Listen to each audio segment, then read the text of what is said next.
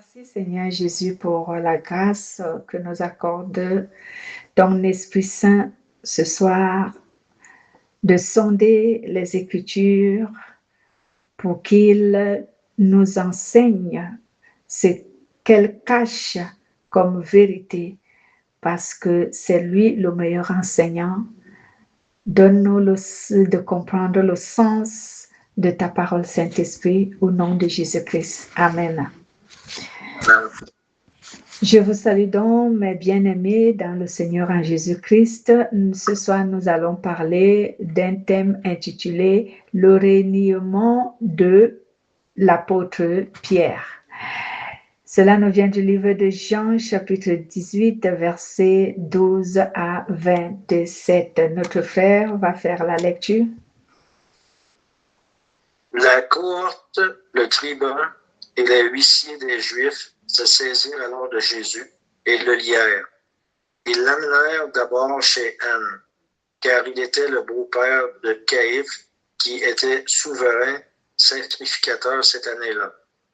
Et Caïphe était celui qui avait donné ce conseil aux Juifs. Il est avantageux qu'un seul homme meure pour le peuple. Simon-Pierre, avec un autre disciple, suivait Jésus. Ce disciple était connu du souverain sacrificateur.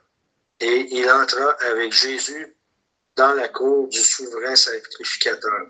Mais Pierre resta dehors près de la porte. L'autre disciple, qui était connu du souverain sacrificateur, sortit, parla à la portière et fit entrer Pierre. Alors la servante, la portière, dit à Pierre, « Toi aussi, n'es-tu pas des disciples de cet homme? » Il dit, « Je n'en suis point. » Les serviteurs et les huissiers qui étaient là avaient allumé un brasier car il faisait froid et ils se chauffaient. Pierre se tenait avec eux et se chauffait. Le souverain sacrificateur interrogea Jésus sur ses disciples et sur sa doctrine.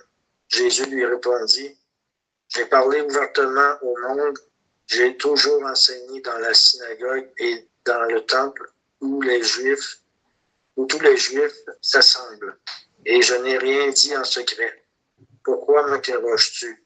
Interroge sur ce que je leur ai dit, ceux qui m'ont entendu. Voici ceux-là savent ce que j'ai dit. » À ces mots, un des huissiers qui se trouvait là donna un soufflet à Jésus, en disant, « Est-ce que tu réponds au souverain sacrificateur? » Jésus lui dit, « Si j'ai mal parlé, fais voir ce que j'ai dit de mal.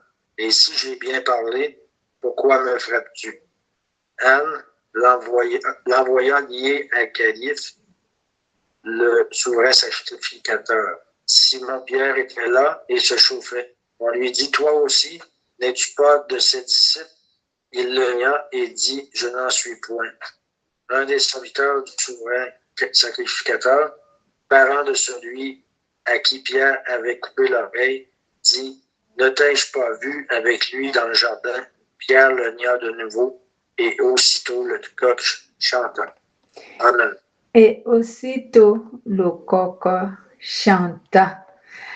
Mais Pierre dit encore une fois, « Non, ce n'est pas moi. » Et au même moment, le coq chanta. Seigneur, prends pitié de nous. Le reniement de Pierre. Nous avons depuis une semaine parlé de l'idolâtrie dans nos enseignements et il y avait cet aspect de pratiquer l'idolâtrie qui est le reniement. Mais aujourd'hui, on va parler encore du reniement dans un autre aspect.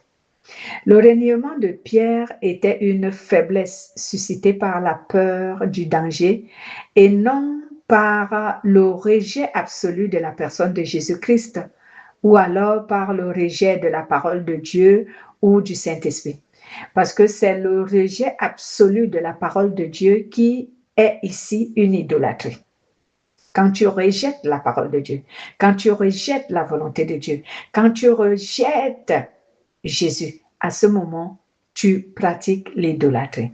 Mais Pierre, avait-il renié Jésus pour le rejeter? Non. Pierre avait renié Jésus sous l'effet de la peur du danger. Il arrive que nous ayons peur. Même Jésus, qui ici est venu dans le monde, lui Dieu, qui a pris le corps d'un être humain, quand il s'est avéré qu'il devait mourir, lui aussi, il a senti cette émotion de la peur à un moment donné, alors que Jésus est Dieu dans cette enveloppe de l'être humain, mais lui aussi, parce qu'il a porté cette enveloppe qu'on appelle la chair humaine, qui est une faiblesse, il a lui aussi eu peur. Et même la Bible nous confirme que c'est pour ça qu'il est allé prier, pour être fortifié. Pour être fortifié. Donc, le reniement de Pierre est une faiblesse suscitée par la peur du danger. Ce n'est pas un rejet absolu de la personne de Jésus ou de la parole de Dieu ou du Saint-Esprit. Donc, il y a ici une différence lorsqu'on parle de renier Dieu. Ici, bien-aimés, il y a une différence donc dans le fait d'avoir un moment de faiblesse et dans le fait de renier absolument Dieu par incrédulité. Il y a donc une différence. Deux personnes peuvent renier Dieu.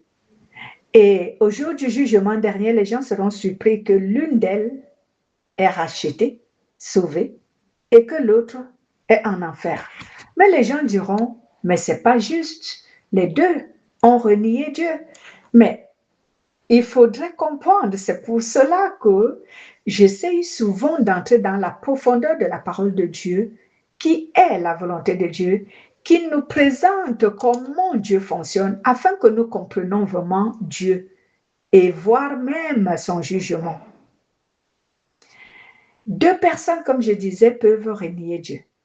Et au jour du jugement dernier, on est surpris de voir l'une d'elles dans le royaume de Dieu sauvé et l'autre dans le feu ardent de l'enfer. Et certains diront, non, ce Dieu-là, il est injuste. Les deux l'ont renié. Pourquoi l'autre se trouve-t-il sauvé et l'autre dans le feu de l'enfer? Bien-aimé, j'ai souvent dit que lorsqu'un être humain commet un acte, qu'il soit un acte en parole, un acte commis par des actions ou par des gestes ou je ne sais pas comment, il faut regarder l'intention de cette personne. Sa motivation. Quelle est sa motivation? Quelle est l'intention qui le pousse à faire ce qu'il fait ou à dire ce qu'il dit? À ce moment, c'est là où la Bible dit que Dieu regarde au cœur, c'est qu'il regarde à l'intention. Il regarde à la motivation. Et c'est ce qui amène Dieu quelquefois à juger contrairement à notre jugement. Donc ici, le reniement de Pierre n'était pas un reniement du rejet de la personne de Jésus.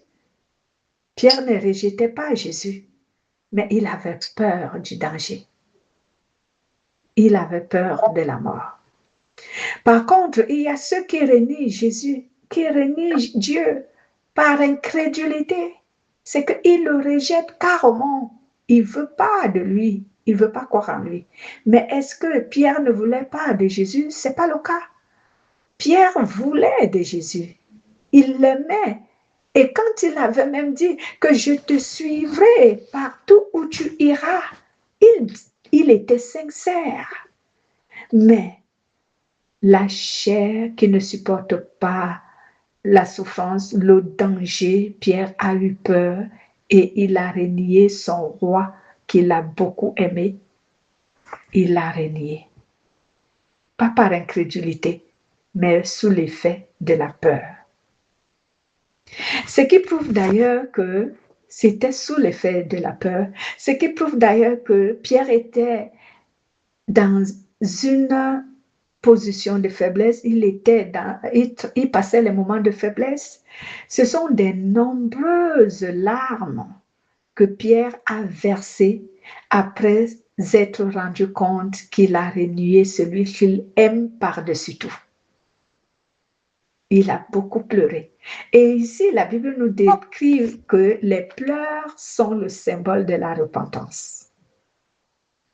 Celui qui a rejeté Jésus par incrédulité, parce qu'il ne l'aime pas, ne se repent pas, ne pleure pas, mais pleure. Celui qui renie Jésus parce qu'il a peur, sous la crainte, alors celui-là, il se repent. Pierre s'était repenti. Il a beaucoup pleuré. Lisons un peu Luc 22, verset 61. Luc, avant que vous ne lisiez Louis II, j'ai lu Parole de vie qui nous dit ici, le Seigneur se retourna et il regarda Pierre dans les yeux.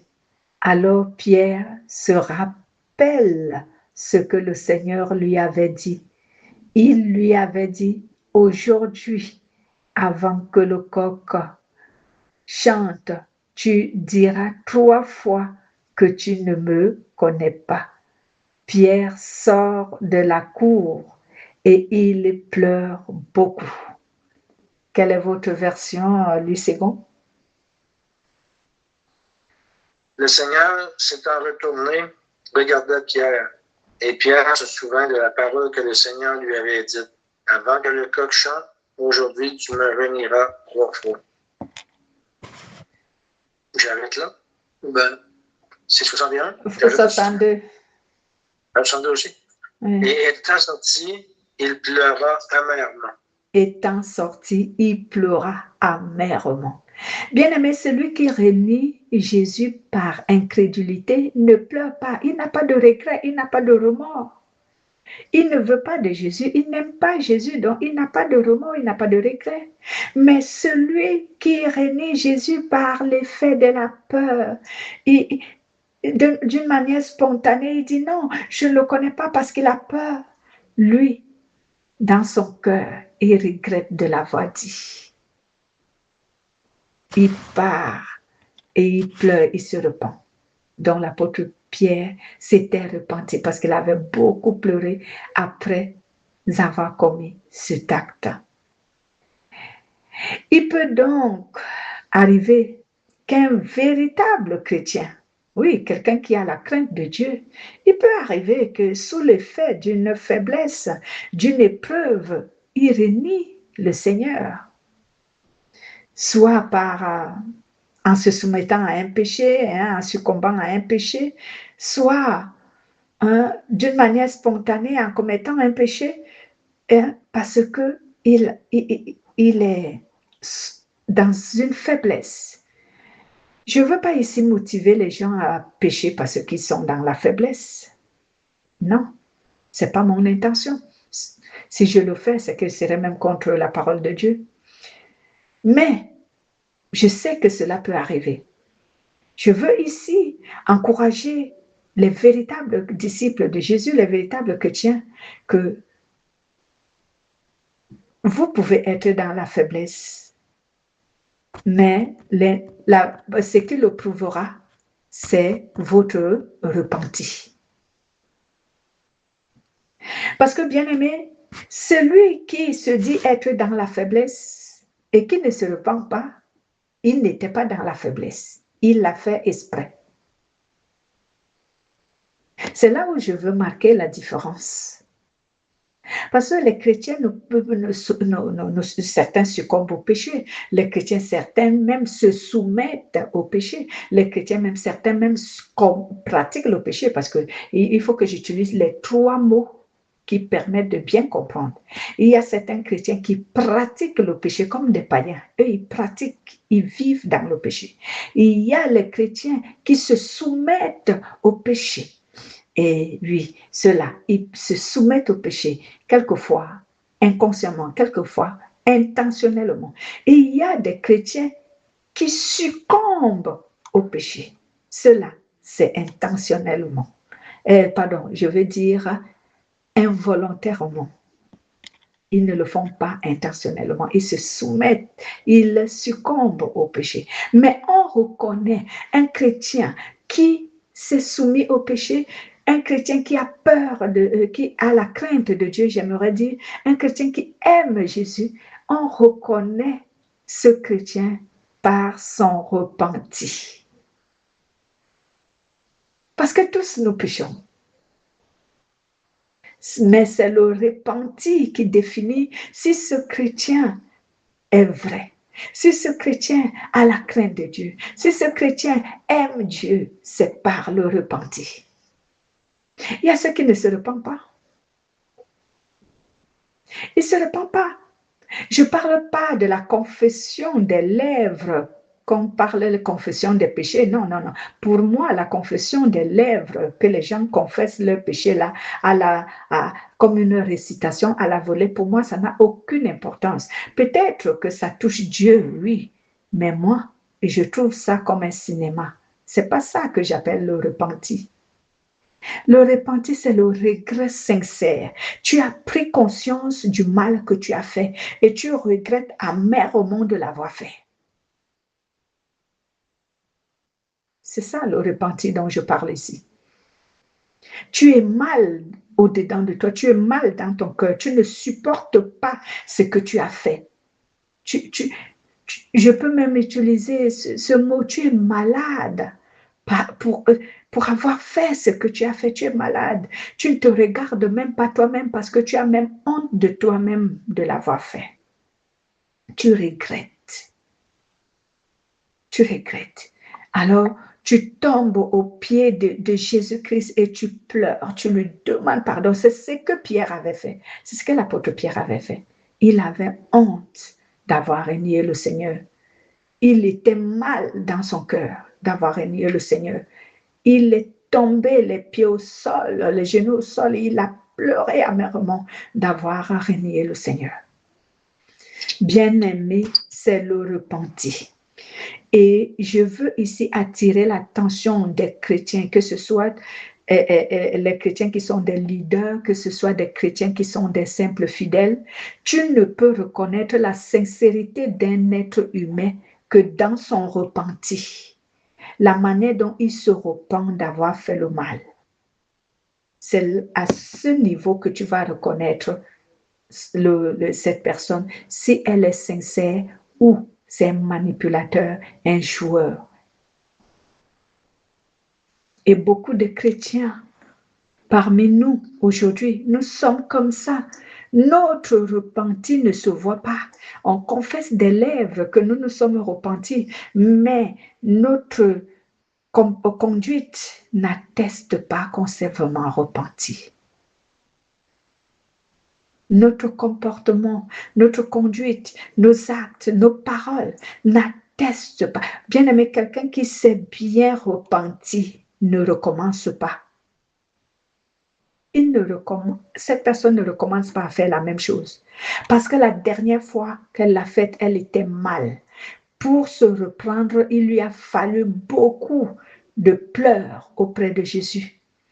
Pour se reprendre, il lui a fallu beaucoup de supplications pour qu'il se retrouve, pour qu'il retrouve la paix que, enfin, cette histoire est passée.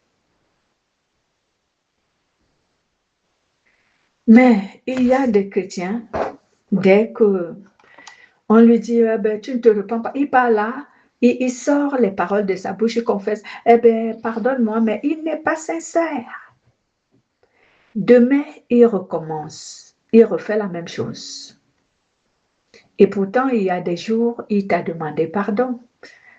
Il y a des jours, il a demandé pardon. Il y a quelques jours, il a demandé pardon à Dieu pour cette histoire, pour ce péché.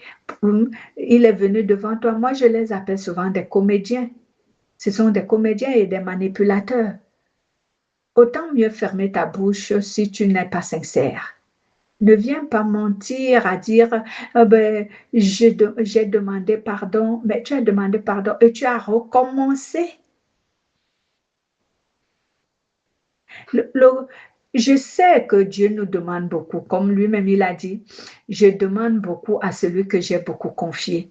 Cela veut dire que les chrétiens que Dieu a permis qu'ils connaissent vraiment sa parole, Dieu leur demande beaucoup de concessions pour supporter les autres. Mais il faut savoir que l'être humain n'est pas Dieu. Nous, quelquefois, on n'arrive pas à supporter comme Dieu. Tu me fais du mal aujourd'hui, tu me demandes pardon demain, tu me recommences, tu me demandes pardon demain, tu recommences. Souvent, moi, j'ai souvent prêché que c'est bon, mettons la parole de Dieu en pratique, parce que Dieu nous dit, pardonnez 60 combien de fois? Oui. Donc, par jour, 70 fois par jour, si tu multiplies par en un mois, ça fait combien? Il faut pardonner autant de fois. Voilà, c'est ce que Dieu veut dire. Il faut pardonner autant de fois qu'il le faut. Mais on ne doit pas oublier que le cœur d'un être humain n'est pas comme pour Dieu et le cœur d'un être humain n'est pas un robot. Le cœur d'un être humain est fragile. Tu ne peux pas venir tenter une personne tous les jours parce que tu te dis, comme elle est chrétienne, il faut toujours qu'elle pardonne. Quelquefois, elle ne va plus. Donc, arrêtez ou encore arrêtons d'être des pièges pour les autres. Arrêtons d'être des occasions de chute pour certains chrétiens. Son cœur est faillible. Tu ne vas pas tout le temps venir l'emmerder. Le même péché, le même péché, le même péché, le même péché, le même péché, on t'avertit, le même péché, le même péché. Ah non, ce n'est pas un jeu. Même Dieu lui-même que vous voyez, en fin de compte, Dieu aussi a la limite dans sa patience. Et sinon, il allait supporter le roi Ésaü plusieurs fois. Mais à un moment donné, il a dit à Samuel le prophète que je suis fatigué de supporter le roi et Saoul. Chaque fois que je lui recommande quelque chose, il n'obéit pas. Chaque fois que je lui recommande quelque chose, il n'obéit pas. Maintenant, je le rejette comme roi. Je le rejette. Dieu aussi, il est tellement patient qu'aucun de nous ne peut être patient comme Dieu. Mais lui aussi, sa patience a les limites. Si donc la patience de Dieu peut avoir les limites, à quel niveau peut être la patience d'un être humain, surtout de ceux qui sont chrétiens? Parce que beaucoup de gens qui savent que nous sommes des chrétiens, ils attendent de nous une patience infinie. Mais non, nous sommes des humains, nous aussi. Nous sommes des humains, à un moment donné, on se fatigue. Nous sommes des humains, ce n'est pas Dieu. Donc, l'être humain ici, qui est chrétien, quand tu es même chrétien, tu dois savoir que je ne dois pas exposer mon frère, ma soeur au péché. Au contraire, je dois le protéger. Donc, s'il m'a reproché quelque chose hier et qu'il avait raison, il faut quand même que maintenant, lorsque je vis avec elle, ce chrétien ou cette chrétienne, il faut que je la protège aussi en évitant tout le temps de l'amener à se soumettre au péché à cause de mes actions. Le repenti, il doit être sincère. Et c'est le repenti qui nous fait connaître que telle personne, même si il m'a offensé, telle personne, même si elle m'a offensé, elle l'a fait. Parce qu'elle est être humain, elle peut avoir des moments de faiblesse, mais ce n'était pas son intention de m'offenser. Parce que le repenti sincère justifie un être humain devant Dieu. Pourquoi? Avant d'en arriver là où le Saint-Esprit m'amène, je vais vous donner cet exemple. Souvent, nous utilisons la parole qui dit « ce n'était pas mon intention de t'offenser ».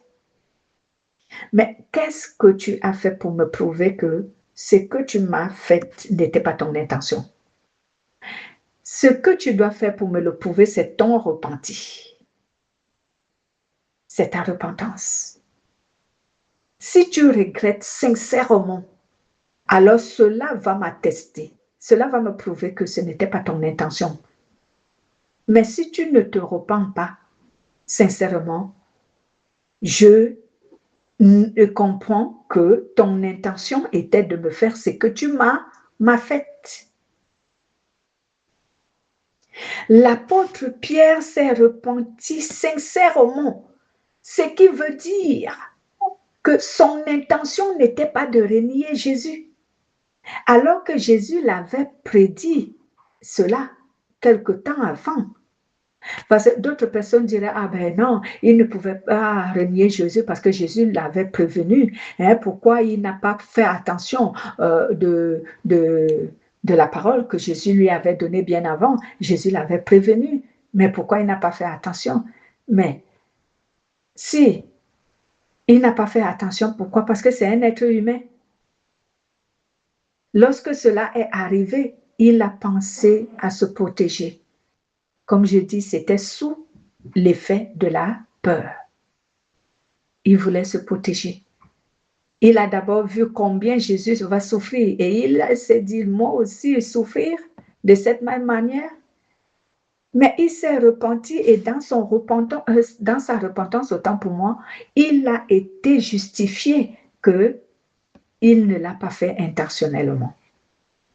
Même si Jésus l'avait prévenu quelque temps avant que cela n'arrive, mais il ne l'avait pas fait intentionnellement. Bien-aimé, le repenti apaise les cœurs. Le repenti donne une seconde chance à celui qui se repent, donne un nouveau départ à celui qui se repent et même à la relation des deux, donc entre Jésus et l'apôtre Pierre. Cela a donné un nouveau départ. Parce que si vous lisez même l'un des versets de la Bible où Jésus disait à l'apôtre Paul, Jésus disait, je pense à l'apôtre Pierre, excusez-moi, il lui disait que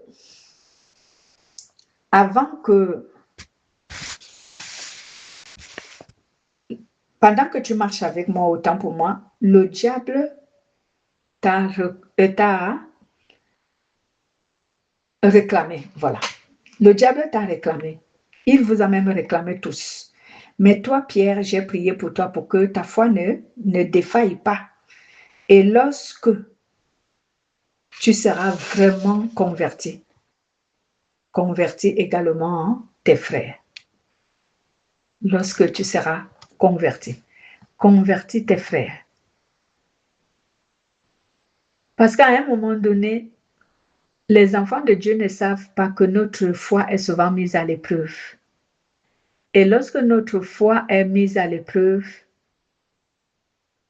souvent, l'ennemi, c'est toujours Luc, Luc chapitre 22 toujours, cette fois-ci au verset 31 à 32. Lisez un peu. Notre foi est souvent mise à l'épreuve, mais et toutefois que notre foi est mise à l'épreuve,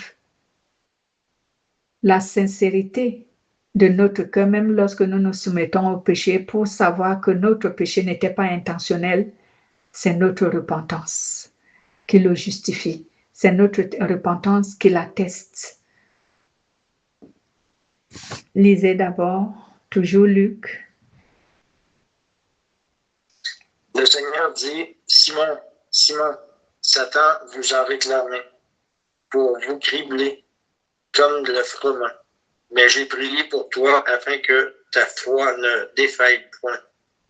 Et toi, quand tu seras converti, affermis tes frères. Amen. Amen.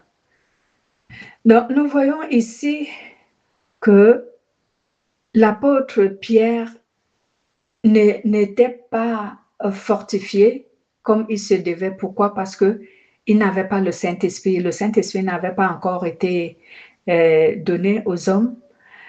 Donc, ce qui pouvait ici aider Pierre à surmonter cette faiblesse, ce n'était que le Saint-Esprit.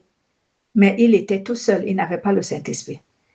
Donc, la seule chose qu'il a fait pour démontrer que ce qu'il a fait, il ne l'a pas fait intentionnellement, c'était sa repentance, c'était ses pleurs.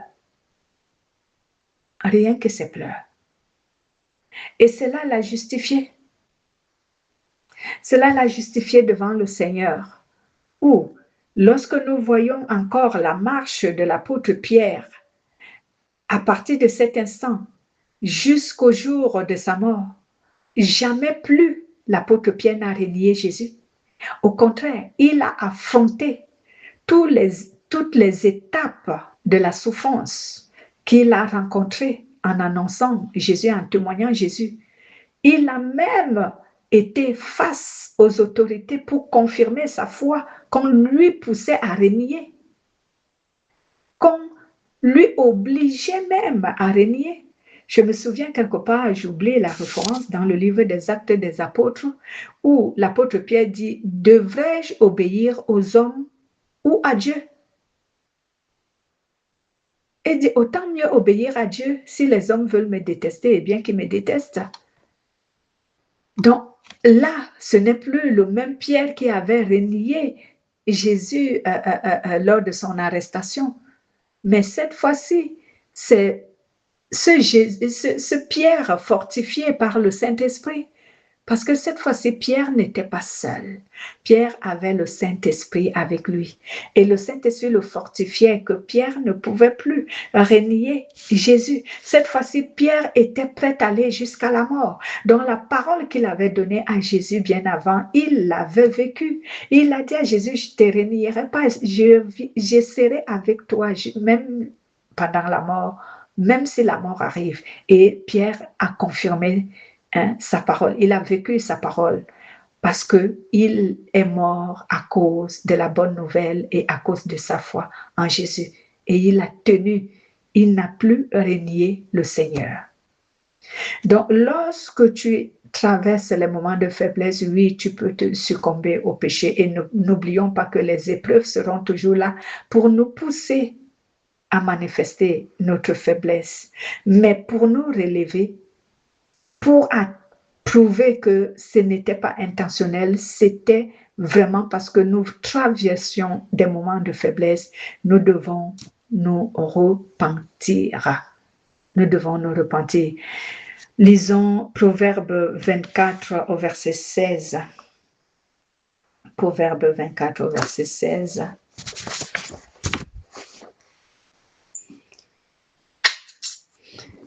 C'est ce que la Bible nous dit. Lisez Louis II, moi je lis Parole de vie.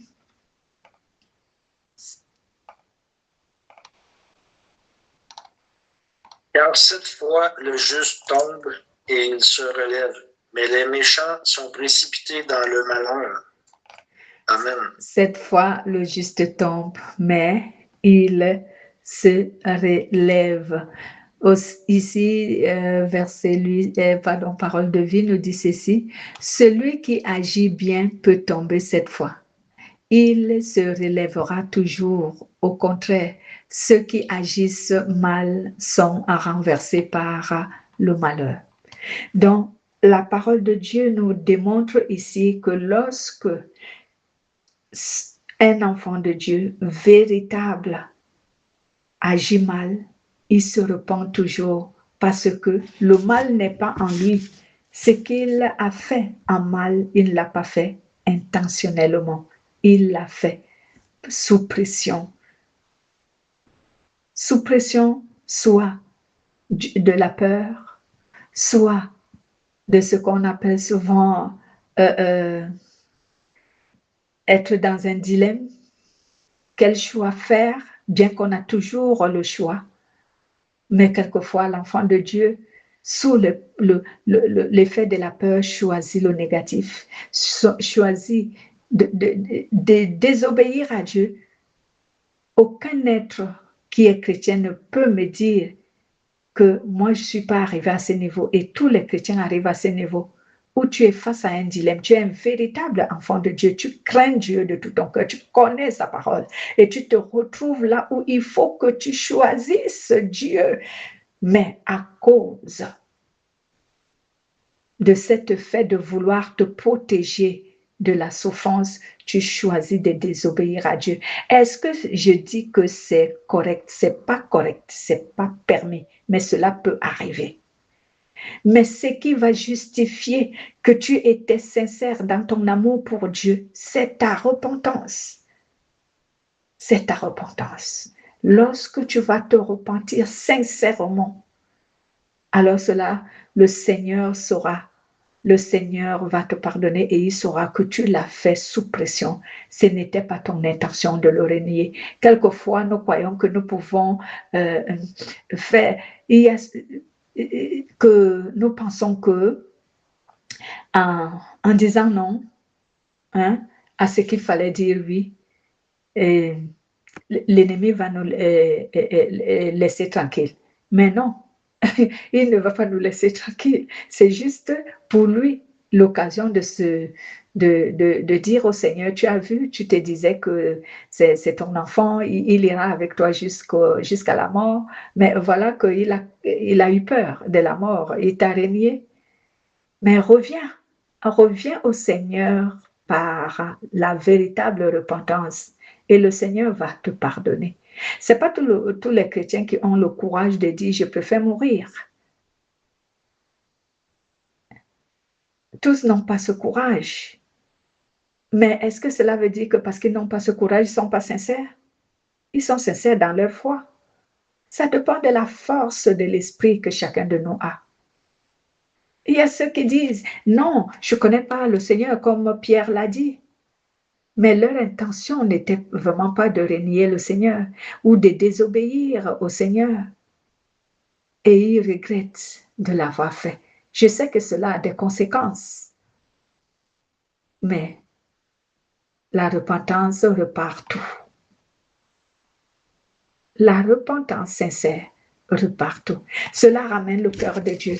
Regardez même les personnes, quand une personne t'a offensé et qu'elle vient avec un cœur sincère pour te demander pardon, peu importe la dureté de ton cœur, tu pardonnes.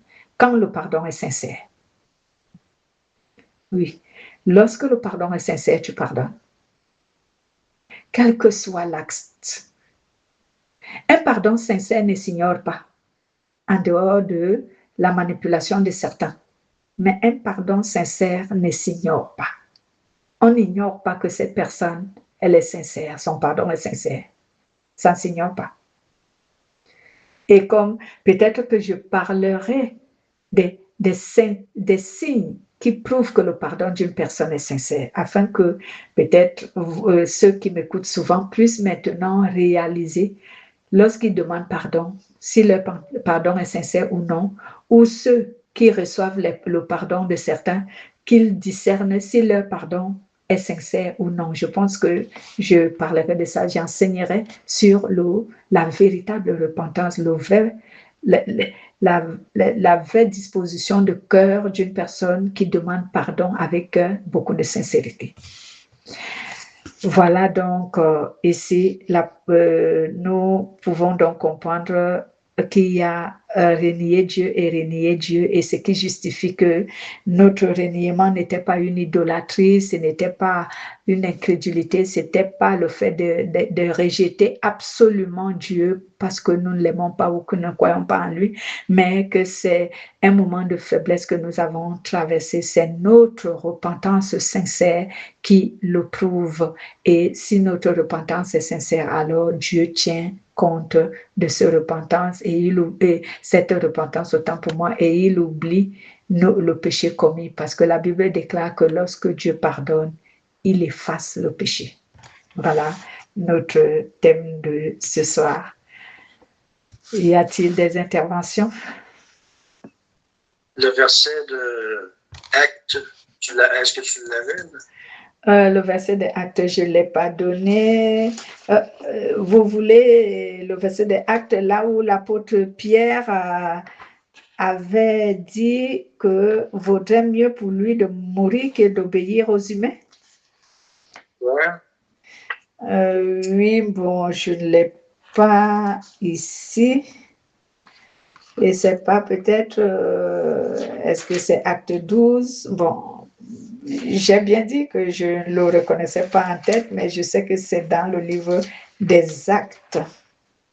C'est dans le livre des Actes que cela se trouve.